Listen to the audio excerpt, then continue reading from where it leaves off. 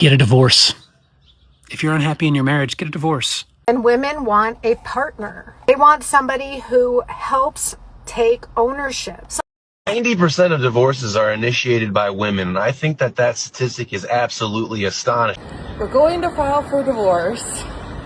Driving over here was crazy. My friend just told me she's getting divorced. Her husband feels unappreciated, and she feels completely invisible. And we're seeing this more and more in midlife, realizing that men and women want two different things out of marriage. Men want a wife, someone to run the household, someone to raise the children, someone to meet his emotional and physical needs. And women want a partner. They want somebody who helps take ownership, somebody who doesn't walk around like a guest in their own house. This very clear disconnect doesn't show up in the beginning. It doesn't show up when you are newlyweds or you first start having kids or your kids are young and demands are high. They show up in midlife, when your kids are a little bit older, when you're halfway through the mortgage payment. And I think for a lot of women, like my friend, they are starting to realize they've got another 30, maybe even 40 years left ahead of them. And the idea of being alone for that doesn't sound all that bad. In fact, having one less person to take care of sounds pretty fucking amazing. The average woman takes 6 years to leave after she knows. I used to think, why the hell would anyone stay that long once they knew?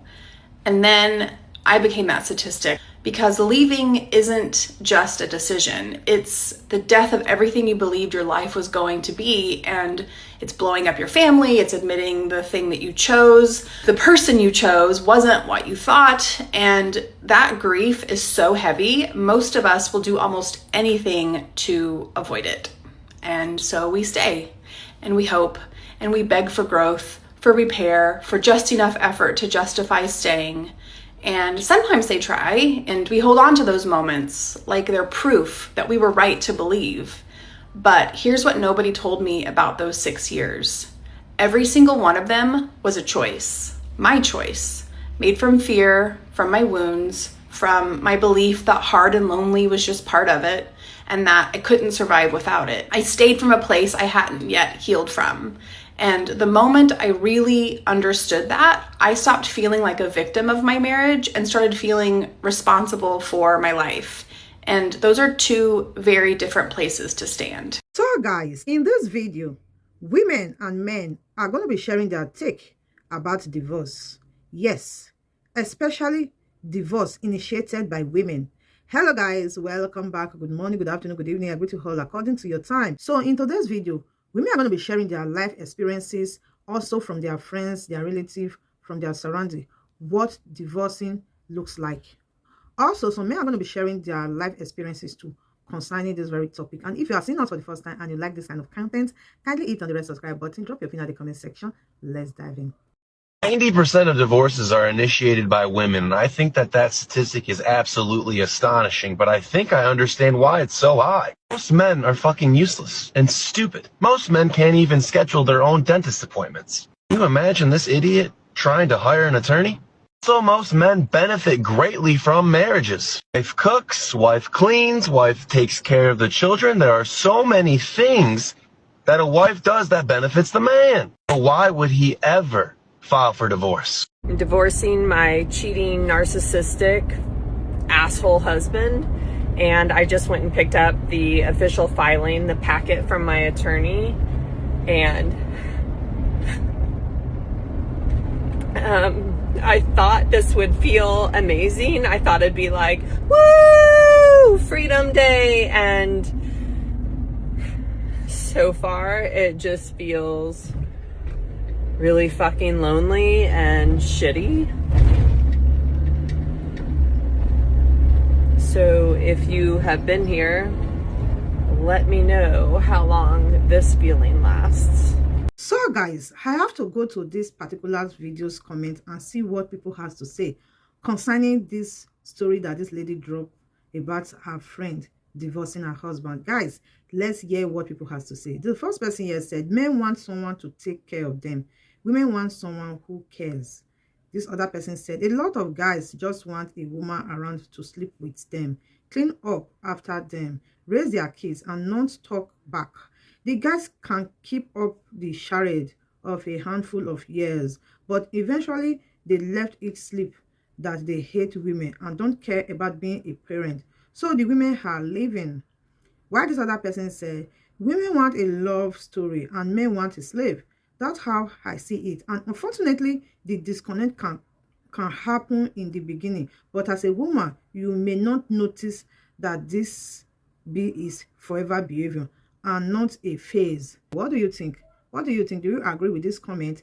This comment is coming from this particular video. So I just have to read so that you guys will see what people are saying in the comment section.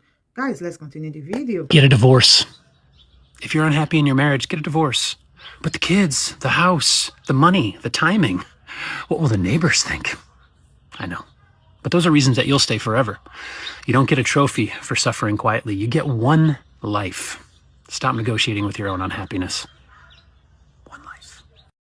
If a woman ever shares with you that she wants to get a divorce, or she doesn't want to be married anymore, or she wants to leave her husband, do not try to convince her to stay, because that is not your place. You have no idea what that woman is enduring in her home for her to even get to that decision. And it's not an overnight decision. It's not something quick and subtle. No, it's probably years and years and years of shit that she has been experiencing, and she's finally having the courage to tell you, and then you tell her she needs to stay because he's a good husband, he's a good man, he's a good father. He may not be good for her. And trust that woman that she is expressing that for a reason. Stop trying to convince women to stay in marriages that are unhealthy, that they are unhappy in. That's not fair. Listen to her. And if you don't know what to say, you know what they say? Don't say anything at all, right? Just be there as a support system. Maybe just be there as a listening ear, but don't try to convince her to stay because you have no idea what that woman is experiencing. So guys, this particular video that I'm about to share with you guys, I have to screen record the comment because the comment is a lot. Like, I don't know how I felt watching this video. Like, this couple, they went together to divorce. Like, I don't understand, to sign divorce paper. This is so, I don't know, should I call it strange? The way the lady was just excited about the whole process, about the whole thing. Even the man, like, I don't understand. The man was kind of cool. Like, I cannot specifically point out his reaction, but the whole video, guys, I don't know. Is this a celebration? I don't know. Them going together in agreement, like they even went out. Like, oh my goodness. Anyway, guys, the comment here is so much. You can just pause and read. I just have to screenshot the comment because I just have to screen record the comment because a lot is going on in the comment section. What OMG. Anyway, guys, let's watch the video. We're going to file for divorce. Driving over here was crazy. A milk truck literally spilt milk all over my car. I'm getting out, like the side of my car is covered in milk. Look at all that milk. Where's the courthouse? 1 second. Never mind. We know where we're going. We've done this before. He's making me wait when he goes to the bathroom. All right, and that's it. It went really well. It was $184.50 to file the forms. And then since we did it together, there's a 120-day waiting period. So not that bad. There's a few other things we have to fill out, but pretty cheap. And we were laughing. We had a great experience, and now we're out to lunch. I got a gyro, just plain with sauce. What'd you get? Spicy gyro. And then I did plain fries with extra tzatziki. Garlic fry. Or Greek fries. Greek fries, yeah. Cheers. Way easier than what I thought it would be. It was a good experience, and I think, oh, the table moved. It's kind of loud in here. And I think we both made the right decision. We're both really excited for the future, and yeah. We'll be better for it. We'll be better for it, for sure. Okay, talk to you later. Bye. I read the other day that we're the first generation of moms to say, I left for my kids instead of I stayed for my kids. And I know that's controversial because for generations, women have been taught that being a good mother means sacrificing everything. Happiness, your needs, your peace, your identity. You're supposed to endure. You're supposed to stay. You're supposed to keep the family together no matter what it costs you. And listen, this isn't about telling women that they should be getting divorced. That's not what I'm saying. I'm saying somewhere along the way, most of us were taught that self-abandonment was like a virtue. That being a good mom meant putting yourself last. And staying miserable is noble. What are we actually teaching our kids by letting them watch us tolerate things that hurt us? What are we teaching our daughters about love? And our sons about relationships? Kids don't learn from what we say. They learn from what we model. For a lot of women, leaving it wasn't giving up. It was finally choosing themselves, finally setting that boundary, deciding that surviving is not the same as living. Leaving is saying, I want my kids to see what self-respect looks like. I want them to know love shouldn't require you to disappear. Whether you stayed, whether you left, it's not about what other people think of your decision. The question should be, am I showing my kids what it looks like to choose yourself? That lesson could be one of the greatest gifts that you ever give them. So I was married at 22, had a kid at 23, had 3 kids by 27. And to be honest, I can't remember a single time where I just really, really enjoyed any of it. And to clarify, of course I loved my kids. Of course I had moments where I was happy, but I didn't have the, like, this is it. Like, this is what it's all about moments. Like some of my friends, people I see online, they're like so ready for that like they just embrace every second of it. I wasn't me. I was never present, literally never present. Always thinking about the next thing, the next day, the next deal, the next trip, whatever. And then a year ago, I got divorced. And all of a sudden, this thing that was always available to me was not my kids. And isn't it ironic and isn't it a damn shame that it takes losing something to really appreciate what you had? But that's what it took. And now I get it. Now I completely understand, like, every moment is special. Every moment's important. Like today, I've been on a scooter ride. I had a blast. I've kicked a soccer ball. I've had an awesome time. We went to the mall. I get it now. So what's the lesson in all this? Well, which one? Don't let it take a divorce to wake you up. That's all. 60 to 70% of divorces are initiated by women after the age of 40. Let that hit you in the face. Women are straight up dumping their husbands once the kids are grown and the hormones start doing backflips and cartwheels. This is the latest data.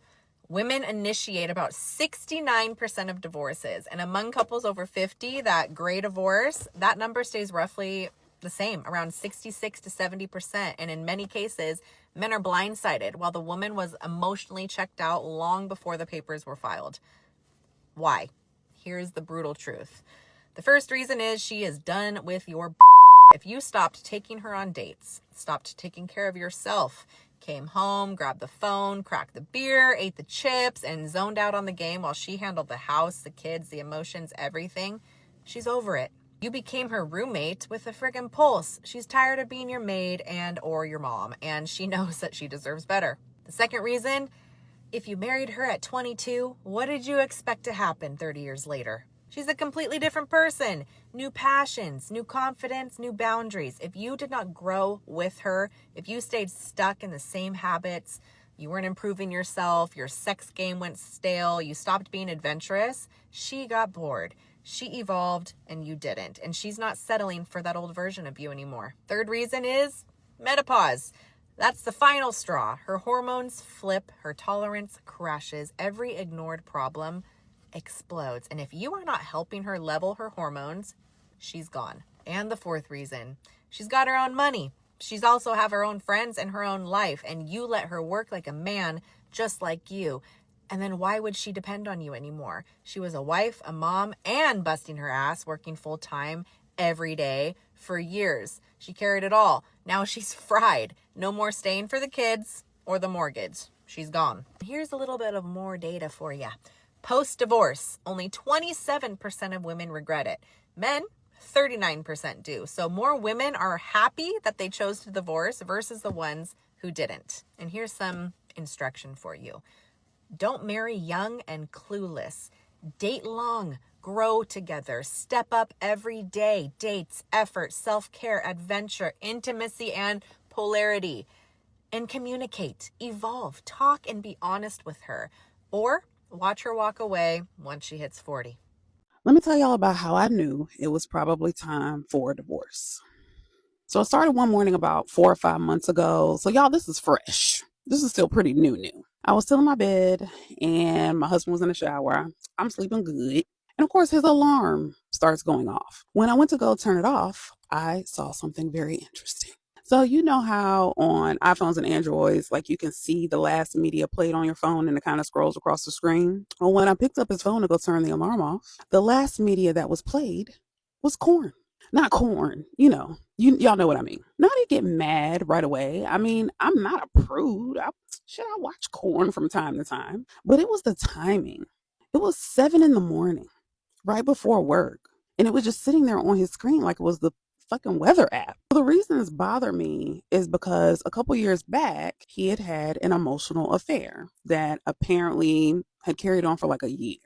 And one of the things that he blamed it on back then was a corn addiction. So seeing this on his phone felt very familiar, let's just say. So I texted him, probably not the best way to deal with this, but I wanted to name what I saw and give him a chance to be honest. So I told him, I said, I wasn't snooping. I just was turning off your alarm. Is there anything that I should know? This is what I asked him. So this Negro immediately calls me and he's like, well, I wasn't expecting you to see this. And I was like, well, shit, I wasn't expecting to see it either. Is there anything going on? He's dodging me. He ducking, dodging, not trying to answer the question. Finally, after the third time I asked, he finally said it. He'd been thinking about polyamory.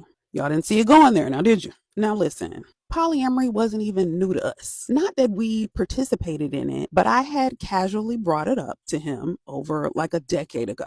Like it was one of those maybe in 10 years conversations, but this Negro never let it go. And here we were. So at first I was devastated. I'm gonna be honest, but I was also so broken at that point in our relationship that I actually tried to entertain it, y'all. I started texting him rules and boundaries and shit like I was prepping for it. But eventually I got quiet and I realized that I don't want this. I can't do this. And I told him that and he seemed fine with it. That night he came home and we barely spoke to each other. But let me tell y'all what I did. I sat on the couch. I opened up my laptop, pulled up a Google Doc, and I literally sat there for a couple of hours and wrote out everything. 16 years of history, the good, the bad, the numb, and then I dropped all that shit into ChatGPT. And I asked ChatGPT, does this man love me? And ChatGPT did the equivalent of a long sigh. And it laid out all the facts and said, from what you're describing, it does not sound like love. Y'all, let me tell you, I physically threw up and I didn't need ChatGPT to tell me this. I was there, but just to see it on paper, that shit rocked me. And so I went to him and I asked, why do you love me? And his answer, you take care of me and you take care of the kids. And let me tell y'all are probably like, girl, he had been honestly saying this for years when I would ask him. We'd been together for 16 years. So of course I'd asked him this question before, but this time something broke. Or maybe something finally clicked. I don't know. It was like a movie scene, y'all. It was like a movie was playing in my head. Scene after scene, shooting in my head. All the moments I had brushed off. All the times I told myself, that's just how he is. It felt like I was watching like my own relationship on a screen and suddenly I could not unsee it. I saw the emotional distance I had been excusing for years. The way I had been filling in the gaps, doing the heavy lifting to just keep us connected while he stayed absent. I realized I had been building the bridge both ways and calling it love. And in that moment, I finally saw it clearly. This wasn't just about him being broken. I was broken too. I had been so busy trying to carry the weight for both of us that I had just ignored how empty it left me. So from that moment on, we have lived in separate rooms. We were lucky and blessed enough to have a separate space for him to go. And at first, I thought that the space might spark some clarity. I thought maybe if I step back, he'd step forward and fill in the gap. But what I've gotten instead was mostly silence, avoidance, and distance. And that's when I realized this isn't the beginning of healing for our marriage. This is the beginning of the end of it. But here's the thing though. I don't share this for pity and I'm not trying to bash him. It's just the truth, my truth. I share it because I know so many women are sitting in that same quiet confusion, just wondering if they're crazy for feeling unloved while just holding everything together. You're not crazy. You're not weak. And you damn sure aren't alone. So let me ask you this. Have you ever had that one moment where everything just clicked and you knew the relationship you were in wasn't built to last? This was my story. How did I know it was time to get a divorce? Okay, let's get into it. I had been thinking about divorce for years before I finally made the move. And the move happened for me in one night. And here's how I knew I was ready. I had 3 oldest kids that were, at the time, young adults, 20-somethings and a teenager, and then a little guy who was like 4, I think, at the time. And the older 2 didn't live with us anymore, but this one night, they were all over for dinner. And so we had dinner. I fed my kid, the littlest one, and he threw up all over everything. I mean, like head to toe throw up. He's in a wheelchair covered head to toe, floor, like everything. Like it was everywhere. And it occurred to me that I would have to give him a bath, and it was already super late at night, and I had forgotten that the bathtub was clogged. And I had asked my husband if he could unclog the bathtub. And he said that he would, but it was only clogged like a day or 2. And it was one of his jobs. His job was to fix the things inside the house and to do some of the yard work outside of the house. And then all of the rest of it was me. But that's a story for another time.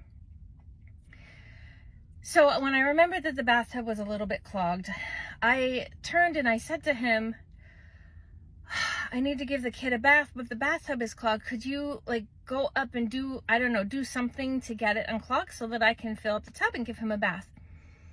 And he said to me, oh, you don't want to give him a bath tonight. It's too cold. He'll get a chill. And I said to him, I don't have the energy for your bullshit tonight. And he looked at me, and all of my kids were looking at me, and he said, straight as he could be, fuck you.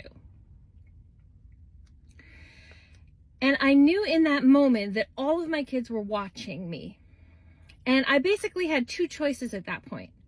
I could either have a reaction to what he said to me, in which case I would look like the crazy person, or I could have no reaction, which would teach my kids that I was okay being treated like that. And in that moment, I realized that they were raised like this, that they had been raised and had been watching for their whole entire lives of their dad treating me like this. So I said, fine, whatever. I gave the kid a bath, even with a little bit clogged up. I just went ahead and filled the bathtub. I gave him a bath. And then this is the really important part. I sat down in a rocking chair with him and I rocked him to sleep. And I was in that chair about 2 or 3 hours. And I could physically feel the internal shift happening within me. And that shift was very specifically, I rolled through all the things in my head that I had been saying to myself that I couldn't do this because. And that night, all of those things shifted from I can't do this because to how can I do this? So I had been putting it off because I didn't want to have to move out of my house. And that night I was like, I do not care. I will live in an apartment. I will live in a studio. I would live in my best friend's basement. I'm just done. Like I was just done. So the moving wasn't an issue. And then I was working at home as my son's PCA. And I thought to myself, prior to this, I was like, well, I can't leave because then I would have to get a job to support us. And that night it was like, I don't even care. I will get a job so that I can support us. And I did. I had a job within like 2 weeks. Not a problem. Like everything shifted for me. And all of those things, you know, I can't leave because I don't want the kids to have to go through us divorcing. And that shifted internally to, I cannot stay in this marriage and make my kids have to watch this anymore. That internal shift, it was everything. I could physically feel it in my body. And it took about 2 or 3 hours. And at the end of that night, I knew I was done. I was just done. So I spent the next week. I spent a whole entire week before letting him know.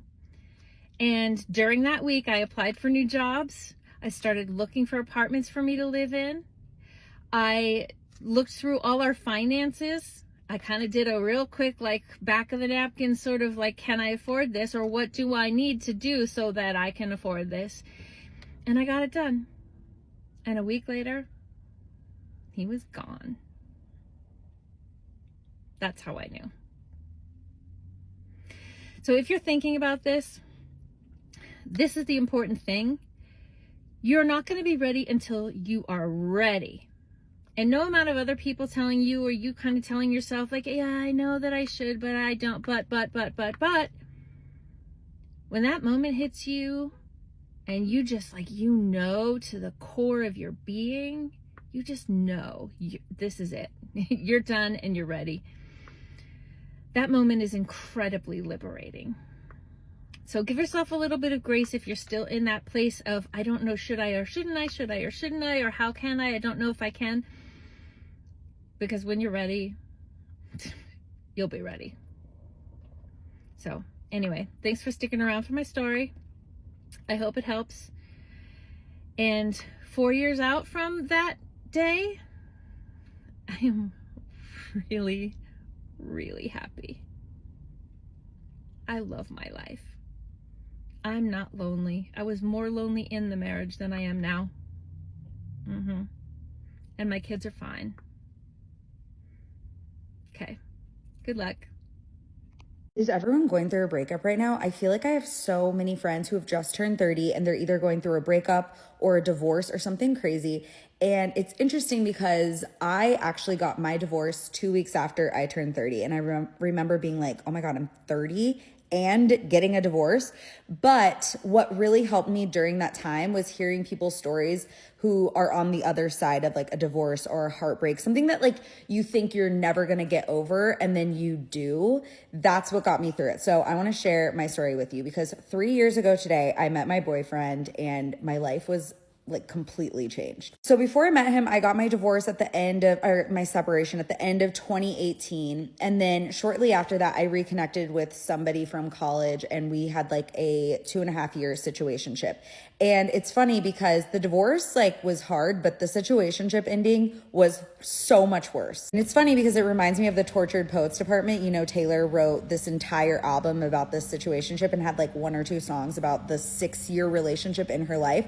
Like that's kind of how I felt. So I actually ended up moving to Colorado because this man asked me to move and I was like, okay. I moved and he dumped me after a week. It was less than a week. It was crazy. And I was fucking heartbroken. And I was like, okay, where do I go now? Both of my sisters live in Austin. So I was like, I'm just going to go hang out in Austin for a while and see if I want to move here. I got to Austin. I absolutely loved it. And I remember it was August of 2021. I wrote this list. I wrote a list of everything I was looking for in a partner. And then I also wrote how I wanted this relationship to make me feel. Then in March 2022, I matched with this guy on a dating app and he was from Chino Hills, California, which is right next door to where I grew up. And I just was like, oh my gosh, this guy has like a kind face and I'm just like so interested in him. And then on March 18th, we actually had plans on Saturday, but the Friday before March 18th, he was like, hey, I know we have plans on Saturday and we can keep those plans, but I'm out with my friend and do you want to like meet up with us? I normally would have said no and just stuck to the plan, but I just like got a wild hair and I was like, sure. And when I first saw him, I just had this insane attraction to him. It was like deeper than just like physical attraction. Like the more we talked, the more I was like, I want to consume every word out of this person's mouth. Like we talked for so long and I just was like transfixed by him. And then we hung out the next day too. And I just remember being like, wow, this chemistry is insane. Like, does he feel this chemistry too?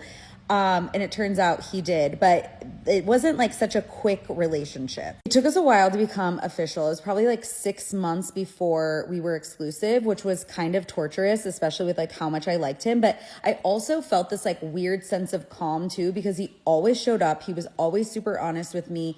And I just like knew it was going to work out. Like I can't explain it. I was anxious, but also calm. Looking back, I'm actually glad the way we did it, because I feel like we really got to know each other and built a really strong foundation before we jumped in too quickly. I feel like a lot of the times when you have such intense chemistry with somebody, you just want to dive like head first into the relationship, and then you're so intimate with somebody, and then you kind of look around and you're like, wait, I don't even really know you. I'm just so beyond grateful for this relationship, because it is happy, it is light, it is peaceful, it is everything that I feel like love should be. And Nick is just such a great person. He's happy, he's kind, he's fucking funny, he's smart, he's creative, he's just everything and more I could have asked for. I would take getting divorced and every single heartbreak I've ever experienced 1,000,000 times over to be where I am now. So I hope that you find some sort of hope in that if you're going through a breakup or a divorce too. Because if I didn't experience all the divorce, all the heartbreak, whatever, I wouldn't be the person that I am in this relationship now. And I feel like I'm such a better partner. I wouldn't be like this if I didn't go through what I went through. So I hope that you find some hope in that. Divorcing a partner that you plan to spend the rest of your life with is not an easy journey. It's not something that anyone is happy or wish for, but it's just something that happens because life happens. And we are not here to convince anybody to leave his or her partner, but we are just saying that when the relationship is taking away your peace, you're no longer happy in that marriage, you're no longer seeing what you went in for. I think the best thing that you can do for yourself, and if you have kids, is just to let it go. Because at the end of the day, your happiness comes first. And most of the time, what people do not realize is that they always say, oh, some people will say they want to stay for the kids. They don't want to have a broken home. They don't want to have a broken marriage because of what society will say or how society will see them. But at the end of the day, when you're not happy, there's no way your children or your child will be happy in a place that you are not. Like, the environment is toxic, the environment is not friendly. So when you are not at peace, when you are not in a good mental state, there's no way you can take care or you can bring up a healthy child, like a mentally healthy child. That is why your happiness matters. That is why these people are here sharing their life experiences and also letting us know the reason why some women divorce their husband. Do you agree with these people? I mean, these ladies that is giving us some of the reasons why women divorce their partner. Guys, if you agree, let me know. Is it relatable? Do you experience or have you seen any of your relatives that have experienced some of these points that these people are giving here? Let us know at the comment section, guys. I will leave you guys here till I come your way again next time, guys. Remain blessed and bye for now.